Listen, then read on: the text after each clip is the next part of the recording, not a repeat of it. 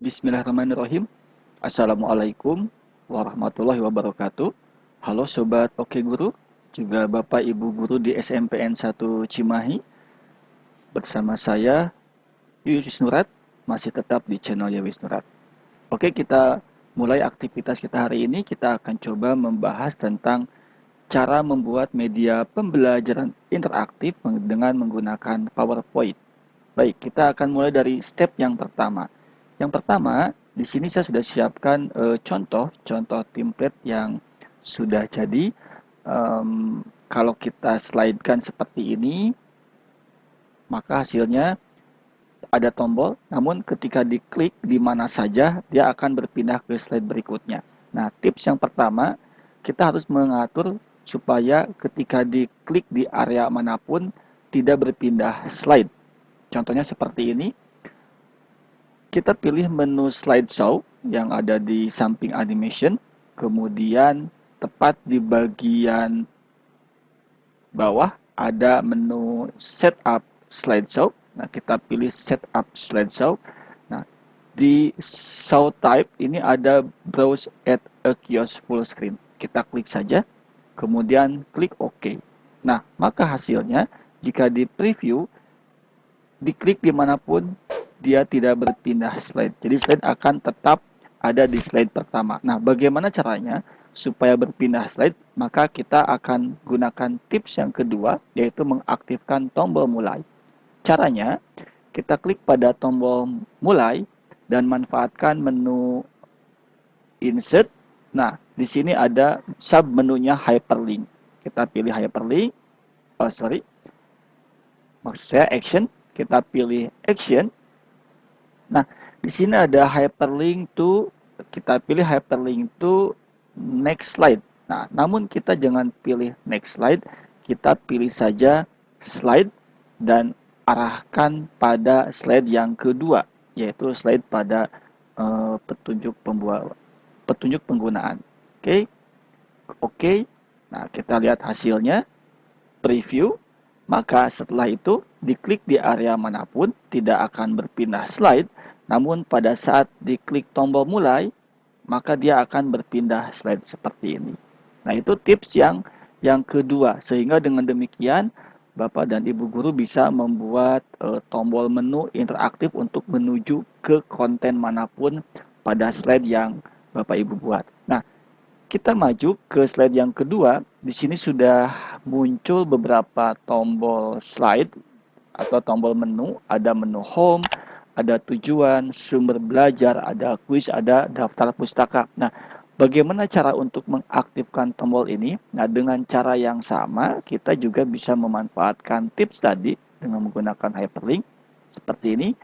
Duplikat saja bagian slide yang kedua, diklik kanan pada bagian slide kedua, kemudian pilih duplikat slide seperti ini. Namun pada slide ketiga kita akan ganti judulnya menjadi tujuan.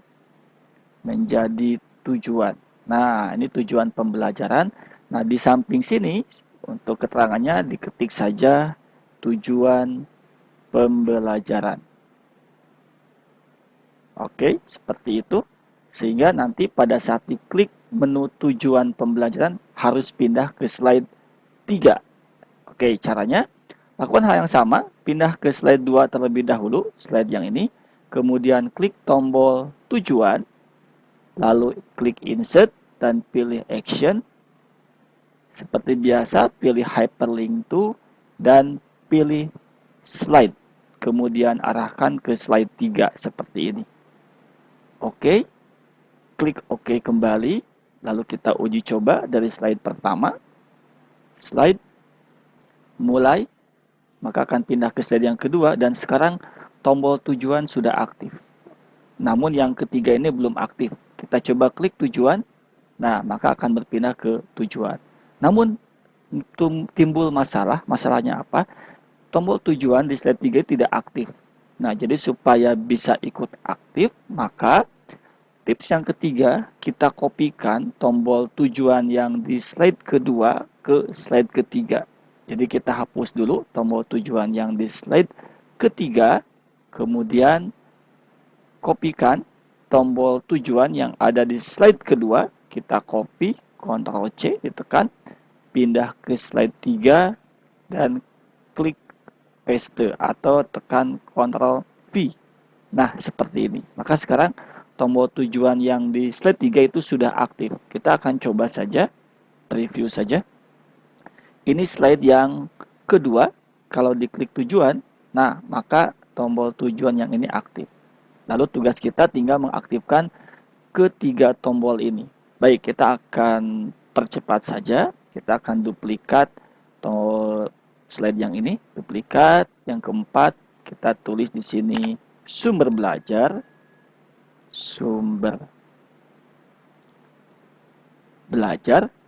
kemudian kita duplikat kembali, duplikat slide, kita buat yang kelima, ini menjadi kuis, seperti ini, kemudian duplikat lagi, duplikat slide, kita tulis di sini, yang keenam yaitu daftar pustaka.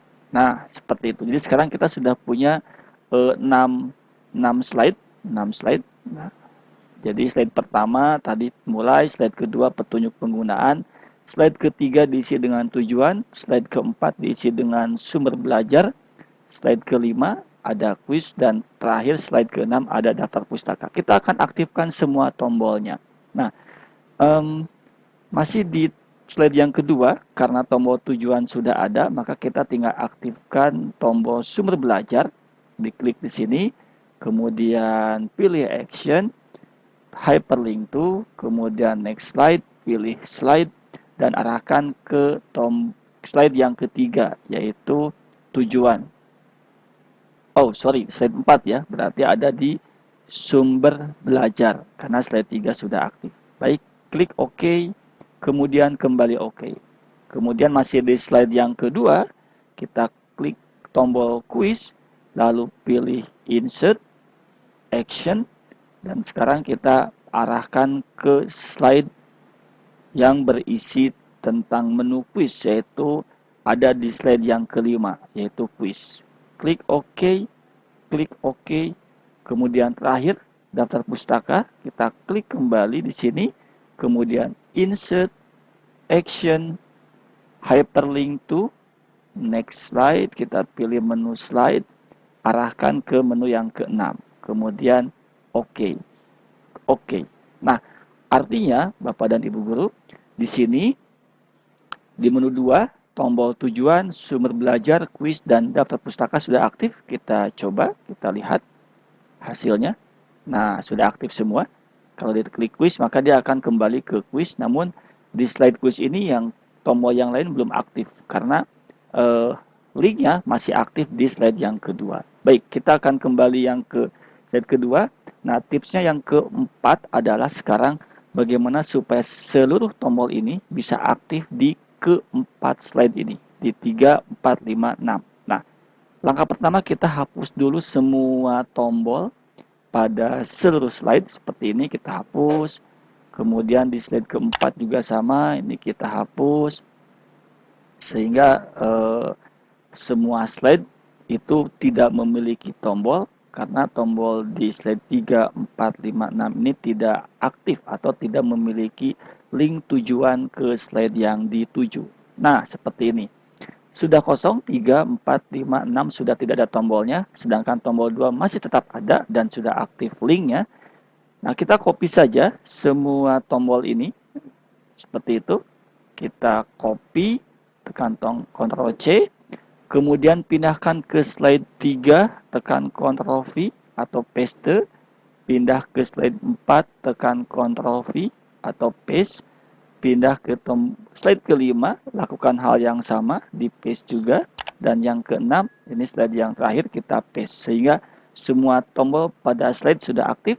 Nah, kita akan coba dari menu yang pertama, mulai. Kita klik mulai. Nah, sekarang sudah pindah ke petunjuk penggunaan. Lalu kita klik sumber belajar, kita loncat. Maka pindah ke sumber belajar. Klik tujuan, berubah menjadi tujuan. Klik kuis, berubah menjadi kuis. klik daftar pustaka, berubah menjadi daftar pustaka. Nah, sekarang kita sudah punya sebuah slide atau media pembelajaran interaktif yang bisa digunakan untuk mengajar secara jarak jauh. Nah, oke, demikian tips cara membuat sumber belajar interaktif dengan menggunakan PowerPoint. Semoga bermanfaat. Terima kasih. Salam inovasi, salam implementasi. Wassalamualaikum warahmatullahi wabarakatuh.